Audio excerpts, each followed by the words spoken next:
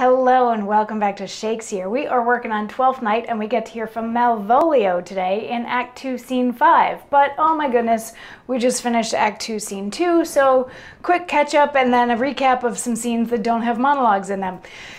Duke Orsino is in love with Olivia, who's in mourning for her brother, so not accepting any suitors. Viola was shipwrecked on this island, or in this town, Illyria, and has disguised herself as Cesario, gotten into the service of Orsino, fell in love with Orsino, but Orsino recognizes that there's a certain feminine quality about Cesario, so is using Cesario to try to woo Olivia, which was almost successful when Cesario went to Olivia's place. Olivia is still not interested in being wooed by Orsino, but was like, you know, you could come back tomorrow and tell me how he reacts to my refusal.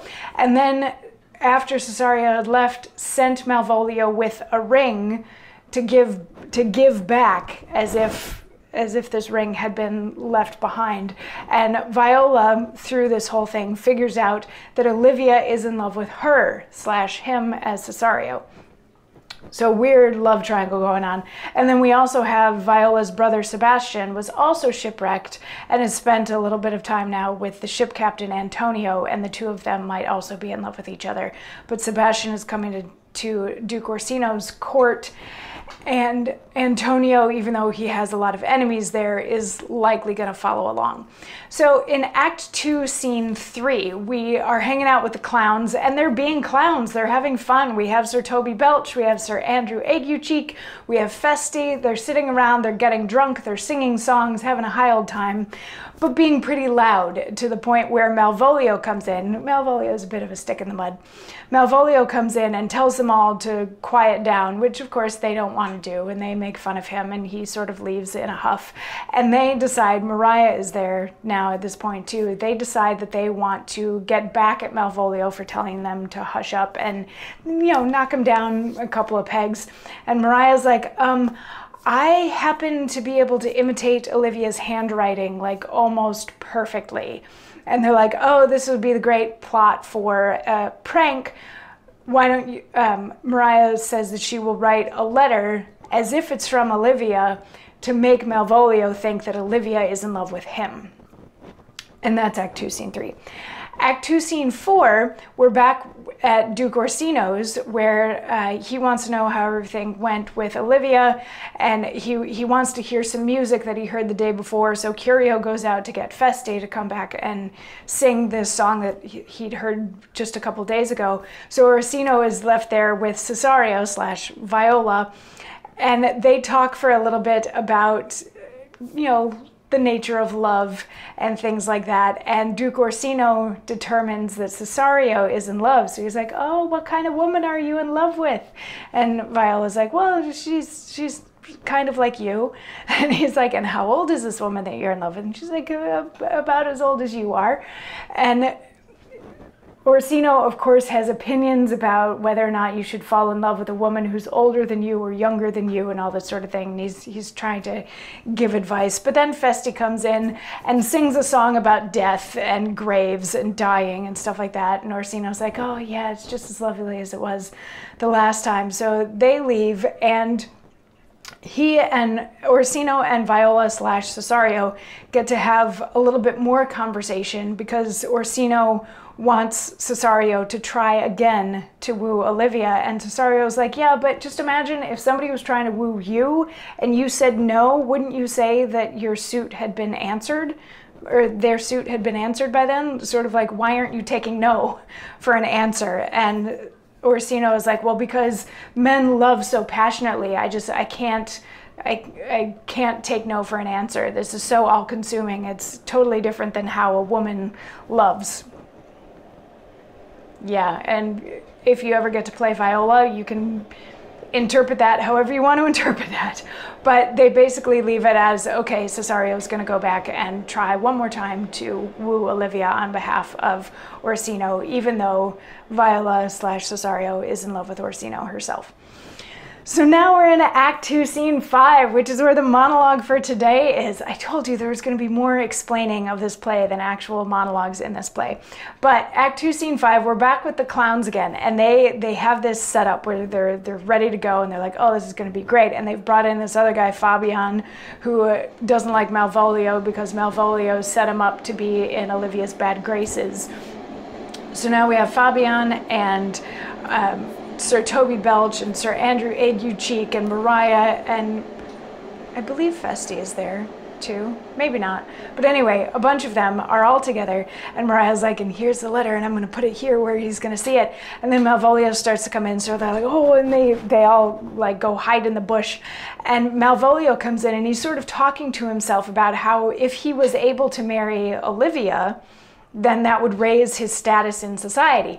And the clowns are all in the bush, like playing Waldorf and Statler, making all sorts of comments and making fun of him and all that sort of stuff. And then he finds the letter and he's like, this looks like Olivia's handwriting, and this looks like her wax seal. I should probably open this up and see what it's about. So he opens it up and he starts reading it, and it's about, you know, love, you don't know who I am, and I'm not allowed to say that I love you, but I do, and all this sort of stuff. And it sort of ends with MOAI will save my life. And he starts pondering on that a little bit, and he's like, you know, the M, like my name, Malvolio, starts with M, but if it was really supposed to be me, then the A would be next, but the O comes next. But what could this be about? But maybe, but no, this really does have to be about me. And the guys in the bushes are all just cracking up and thinking that this is hysterical. And Malvolio continues on with this letter saying MOAI.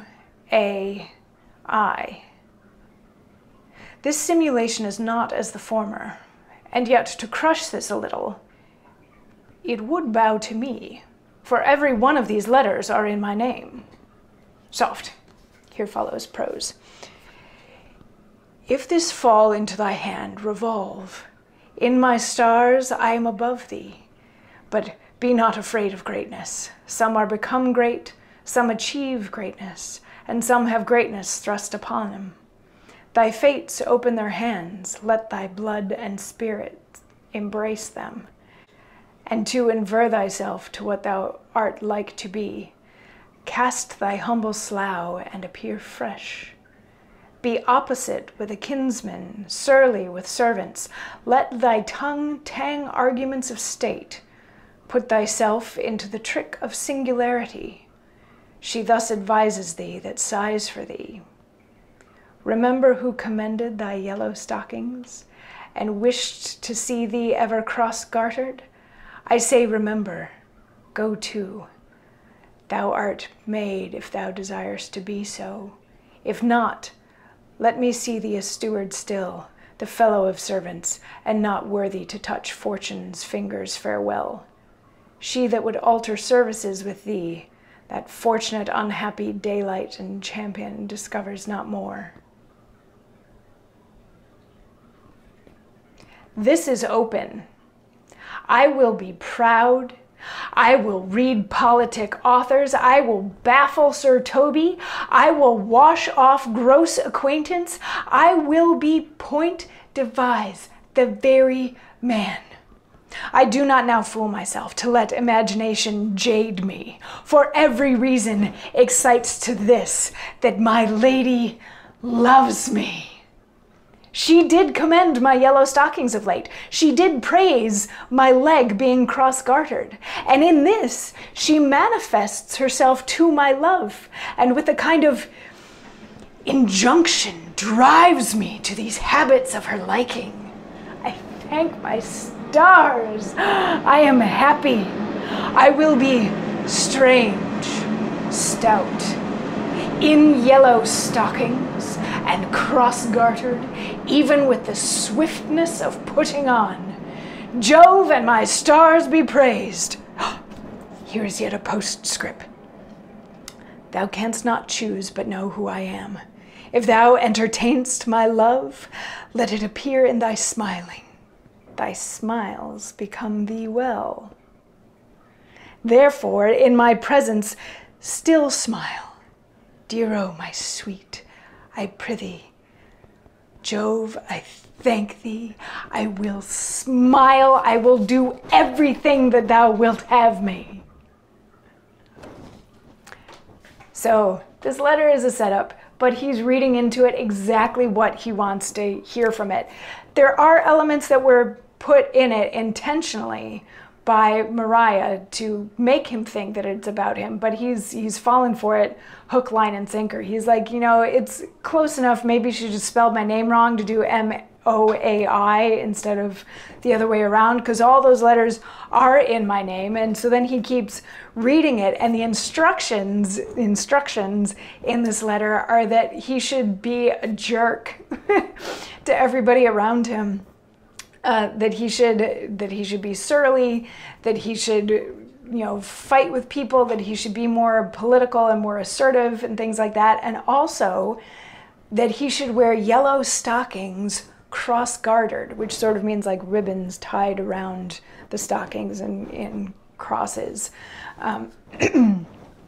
And that these are the things that will end up winning Olivia. So he's like, yes, I will do it. I will do all of those things. I will behave the way that she wants me to. I will wear the yellow stockings. I will be cross-gartered. And then he finds like the PS in there that also says that he should smile all the time because his smile is great. So he's like, I'm going to smile everywhere that I go. I'm going to do all of these things because it's going to win me Olivia, because that will then raise his status in society, and maybe he also does like her. So he's all excited, he's all thrilled. He goes like skipping off to get ready so that the next time that he sees Olivia, he can be smiling, wearing yellow cross-gartered stockings. And then the clowns come out from the bushes and they're laughing. They think that this is hysterical. All the guys are now in love with Mariah for how well she crafted this letter. They're like, I want to marry her, I want to marry her. And they're like, is all this stuff true? And she's like, okay, yellow is Olivia's least favorite color. She thinks that cross-gartering is the dumbest way to wear your stockings. And since he never smiles, if he comes in smiling all over the place, she's gonna think that he has gone insane. So this is a perfect setup. And they're like, oh, you're so brilliant, we want to marry you.